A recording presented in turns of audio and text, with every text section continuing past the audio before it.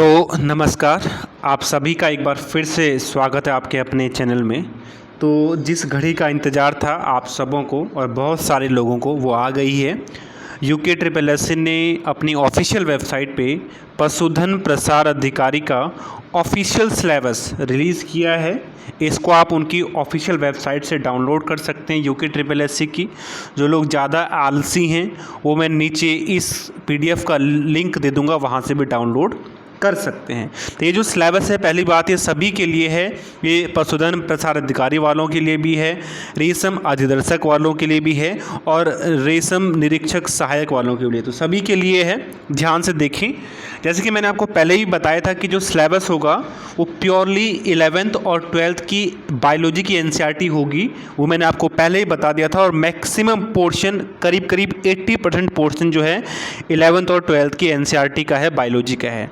तो जिसने मेरी बात को माना होगा उसने अपनी NCERT बहुत हद तक कवर भी कर ली होगी। तो चलिए देखते हैं कि क्या क्या इसमें मोटा माटी समझते हैं। ठीक है, थोड़ा सा लंबा वीडियो हो सकता है, तो देखते हैं, ध्यान से समझ लेना।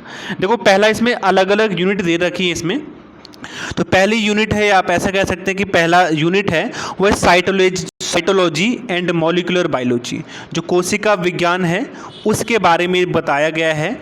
इसमें इससे टॉपिक रिलेटेड जितने भी टॉपिक हैं 11th क्लास में आपको जितने भी क्वेश्चन मिलेंगे वो सब के सब इसी से मिलेंगे। ठीक है, तो ये पोर्शन साइटोलॉजी और मॉलिक्यूलर बायोलॉजी, ये जिसमें सेल के बारे में है, न्यूक्लिक एसिड के बारे में, structure of DNA RNA, replication of DNA of RNA, सब के सब इसमें आता है। 11th क्लास की टॉपिक है ये। सेकंड, माइक्रोबायोलॉजी, ये भी 11th क्लास में 11th क्लास का टॉपिक है ये। 11th क्लास का, उसमें आपको कई तरह के मिलेंगे। आपको क्लासिफिकेशन ऑफ माइक्रो ऑर्गेनिज्म मिलेगा, बैक्टीरिया मिलेंगे, और वायरस क्या होता है, वायरोइड्स क्या होता है, प्रोटीन क्या होता है, उनका स्ट्रक्चर क्या होता है, ये सब 11th क्लास का NCERT है। उसके बाद प्लांट किंगडम की कैरेक्टरिस्टिक क्या होते हैं, प्लांट किंगडम में किस तरह से क्लासिफिकेशन उसका है, ये भी 11th क्लास की बायोलॉजी का है। एनिमल किंगडम 11th क्लास की बायोलॉजी का है। प्लांट एनाटॉमी, मतलब कि प्लांट की जो संरचना होती है, किस तरह की, वो टिश्यू क्या होता है, कोशिका क्या होती है, रूट क्या होता है, जड़ें क्या होती हैं, पत्तियों का किस तरह का फंक्शन होता है, ये भी आपको प्लांट एनाटॉमी में दिखाया गया है 11th क्लास में। Structural and organisation in animals, ठीक है, यानी जो जंतु होते हैं, जंतुओं का संरचना, उनमें टिश्यू किस तरह से बनते हैं, क्या होता है, वो सब ये भी 11th क्लास का एनाटॉमी आपको दिया गया है। मोर्फोलॉजी की बात करते हैं तो प्लांट मोर्फोलॉजी में ये है, ये भी 11th क्लास में दिया गया है। और एनिमल मोर्फोलॉजी में ये भी 11th क्लास का ही टॉपिक है। ठीक है, रिप्रोडक्शन इन प्लांट्स, ये 11th क्लास में है। और ह्यूमन रिप्रोडक्शन जो है ये 12th क्लास का टॉपिक है, वहाँ से आप देख लें NCERT का। प्लांट फिजियोलॉजी, ये भी आपको 11th क्लास में मिलेगा। ह्यूमन फिजियोलॉजी, ये भी आपको 11th क्लास में मिलेगा, जिसमें हम डाइजेशन पढ़ते हैं। बायोमोलिक्यूल्स भी आपको 11th क्लास में मिलेंगे, ये केमिस्ट्री में भी मिल जाएगा, आपको बायोलॉजी में भी मिल जाएगा। जेनेटिक्स एंड बायोटेक्नोलॉजी, यहाँ से आपको 12th क्लास का शुरू होता है। ये पोर्शन आपका 12th क्लास के NCERT का है। इकोलॉजी भी NCERT 12th क्लास का है।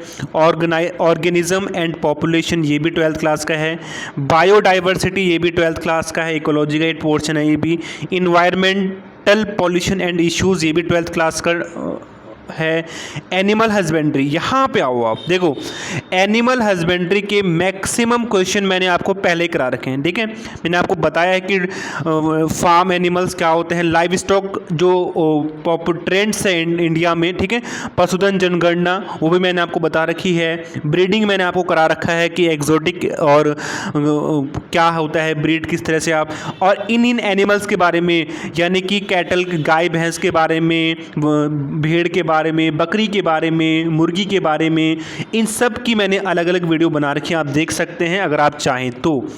इसके बाद एनिमल फूडर एंड हाउसिंग, ये भी है, इसको भी मैं कराऊंगा, जल्दी चिंता मत करना। ये सब एग्रीकल्चर का भी इसमें टॉपिक दिया गया है, तो एग्रीकल्चर से आप देख पढ़ सकते हैं। इसके बाद 12th क्लास के एग्रीकल्चर की NCERT है, तो वहाँ से आप इसको एक बार देख लें, आपकी समझ बेहतर बन जाएगी। ठीक है, तो आप देख सकते हैं ये है।